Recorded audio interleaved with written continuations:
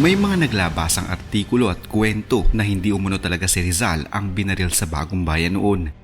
Ibang tao umano ito at isa lamang impostor. Sabi ng ilan, nabuhay umano si Rizal ng lampas sa 100 taon at ikinubli ang kanyang pagkatao sa ibang pagkakakilanlan o identity.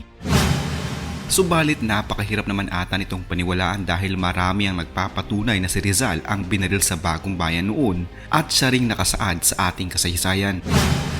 Pero paano nga kaya kung hindi namatay noon si Rizal? Paano kaya kung hanggang ngayon ay nabubuhay pa din si Rizal? Ano kaya ang kanyang propesyon? Saan kaya siya nakatira? May asawa kaya siya? Bakit hindi natin subukang sagutin ang mga katanungang iyan?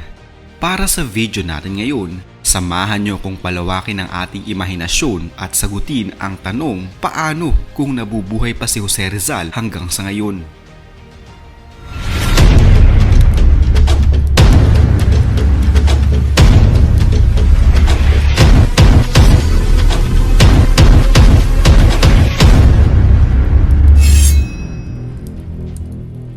Isang paalala, ang video na ito ay ayon lamang sa aking sariling pananaliksik. Hindi ko nais na pilitin ang sino man na maniwala sa videong inyong matutunghayan. Kung hindi kayo kumbinsido sa mga impormasyon at taliwas ang inyong paniniwala sa kaalamang aking ilalahad, maaari kayong gumawa ng sarili ninyong pagsisiyasat para sa inyong kakontentuhan. Ang videong ito ay gabay lamang sa mas malalim na kaalaman at pag-intindi at hindi gawa ng isang profesional. Naniniwala ako na malaya tayong magbigay ng opinyon at suhestyon bilang malayang mamamayan ng Pilipinas. Maraming salamat po.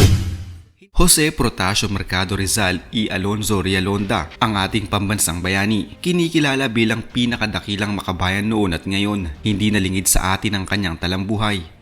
Si Rizal bilang isang individual noong kapanahunan niya ay isang matikas, makadiyos, edukado at matalinong Ginoo na sadyang may matinding pagmamahal sa Pilipinas. Ang kanyang kamusmusan, ang kanyang karanasan sa mababa at mataas na antas ng pag-aaral, ang kanyang paglalakbay sa ibayong dagat, ang pagsisimula niya ng rebelyon laban sa rehimeng Kastila sa pamamagitan ng pluma hanggang sa pagpapatapon sa kanya sa dapitan na naghantong sa kanyang kamatayan. Ang buhay ni Rizal ay gayon na lamang kabukas para sa kaalaman ng lahat upang maging ang kanyang masalimuot na buhay pag-ibig ay umabot sa ating kaalaman. Walang sino man ang hindi nakakakilala sa ating pambansang bayaning sigat Jose Rizal. Bata pa lamang si Rizal ay kinakitaan na siya ng matinding pagmamahal sa lupang tinubuan. Mabait at masunuring anak si Rizal at ang talino niya ay hinangaan at ipinagmalaki lalo na ng kanyang unang guro na walang iba kundi ang kanyang inang si Teodora Alonzo Rizal. Isa siyang henyo. Nagtapos siya ng medisina sa University of Santo Tomas at nagpakadalubhasa sa Europa at habang nasa ibang bayan, lalong nag-alab ang kanyang damdaming makabayan kung kaya't isinulat niya ang kanyang dalawang obra maestra, ang Noli Me Tangere at El Filibusterismo na naging inspirasyon at nagpasiklab ng damdamin ng mga Pilipino upang mag-alsa laban sa mapang-aping Kastila. Dahil nga sa kabayanihan ni Rizal kung kaya't siya'y binaril sa Luneta na ngayon ni Rizal Park. Kung buhay si Rizal, ano marahil ang kanyang pinagkakaabalahan sa ngayon? Isang tanong na nangangailangan ng isang malawak na kaisipan at malikot na imahinasyon upang mabigyang tugon. Kung pagbabasihan kung paano niya ginugulo ang kanyang buhay, masasabi kong marahil ay patuloy pa rin sa pagsusulat ng naturang bayani. Malamang ay masaya na rin kahit paano si Rizal dahil ayon sa kanyang sanaysay na ang Pilipinas loob ng 100 taon, sinabi niya na kinakailangan ng Pilipinas ang isang malayang pahayagan na sa kasalukuyan ay naipapatupad naman.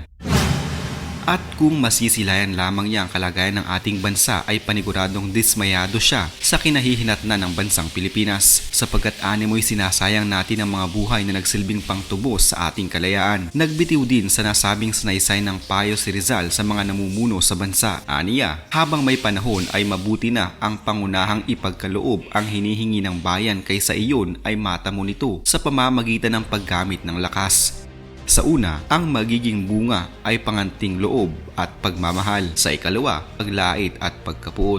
Isang malaking kahihiyan para kay Rizal na makita ang bansang inakala niyang napasama dahil sa pamumuno at pang-aabuso ng banyaga ay patuloy na napapasama maging sa pamumuno ng mismong mamamayan nito. Kung nabubuhay si Dr. Jose Rizal ngayon, unang-una siya sa mga magkokomento ukol sa mga issue sa ating lipunan. Bago niya gawin yun, nakapagsaliksik na siya at inalam na niya ang kabuuan ng mga isyong ito kagaya ng ginawa niya noong ika-19 na siglo.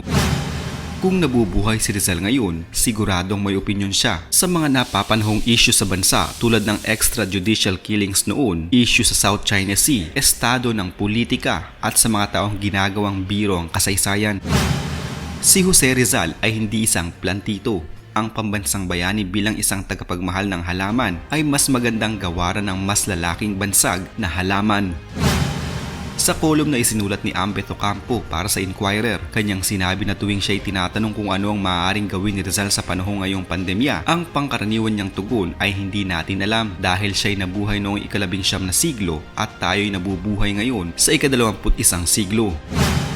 Maaari lamang tayong manghula base sa 25 volume na kanyang iniwan na kung ano ang kanyang gagawin o di gagawin.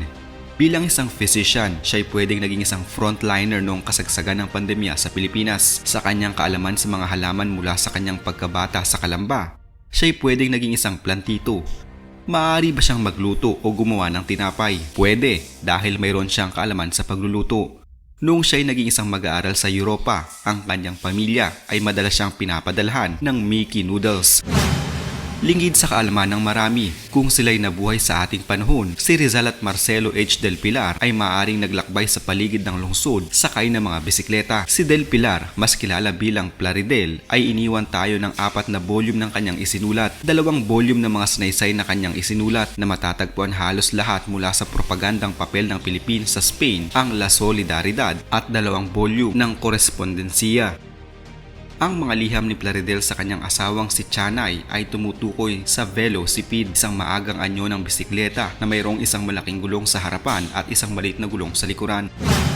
Noong 20 ng Hunyo 1894, isinulat ni Plaridel na ang kanyang madalas na ehersisyo ay binubuo ng paglakad patungong velodromo sa Madrid, pagsakay sa isang velocipede sa ika-5 ng umaga at pagsakay rito hanggang siya'y mapatigil ng sikat ng araw.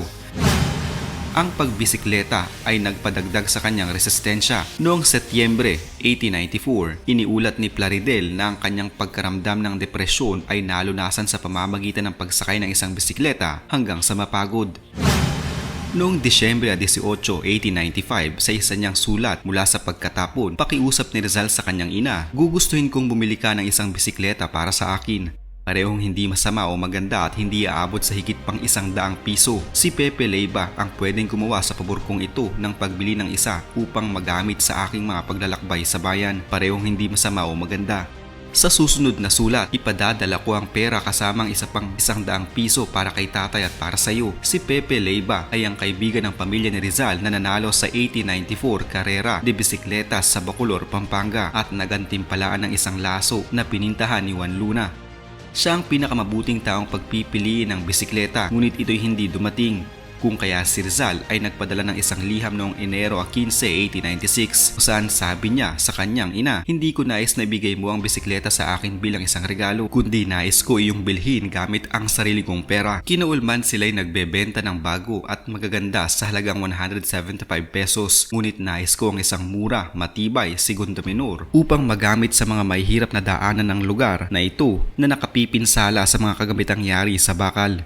Isang buwan nang makalipas, siya'y sumuko na kung saan isinulat niya kay Trinidad noong Pebrero 12, 1896, "Iwan mo na ang bisikleta sa pagkakataong ito." Ang tanging pagsisisi ni Rizal ay tinuruan niya ang kanyang mga pamangkin kung paano magbasa, sumunod ng utos, magsulat ng mabuti, mag-aral ng matematika at mga fraksyon, magsalita ng Ingles, magbuhat ng mga bubuhating timbang at lumangoy. Ngunit hindi siya nagkaroon ng isang kabayo at isang bisikleta upang maturuan sila kung paano sumakay at magmaneho. Bukod sa pagiging isang frontliner, isang halaman at isang tagapagluto, ano pa ang maaaring gawin ni Rizal sa ating panahon ngayon? Siya'y magiging isang poster boy para sa mga siklista.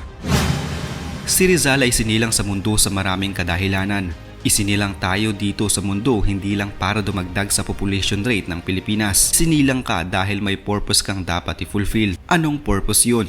Ikaw lang makakasagot. Hindi mo naman kailangan maging dakila o maging bayani para lang masabing na-fulfill mo. ang iyong purpose sa mundo. Simple lang, huwag kang maging pabigat sa kung sino man, sumunod ka sa batas, huwag kang magtapo ng basura kung saan-saan, magtrabaho ka at magbayad ng buwis, magpakatao ka. Kung buhay si Rizal ngayon, siya kaya ay leader ng mga makabagong bayani ng Pilipinas o isang superhero na pwedeng arkilahin.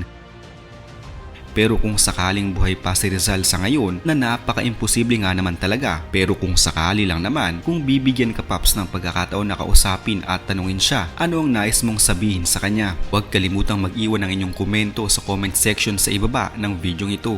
Salamat po. Isa na namang kwento ng pagbabalik tanaw sa kasaysayan ang naitampok natin ngayon. Huwag kalimutang i-like ang video ito at mag-iwan ng komento sa ibaba ng mga nais nyo pang malamang kwentong kasaysayan sa Pilipinas. Mag-subscribe na din para lagi kayong updated sa mga pinakabagong video dito sa Kasaysayan Pinoy. Magandang araw po at mabuhay ang bansang Pilipinas!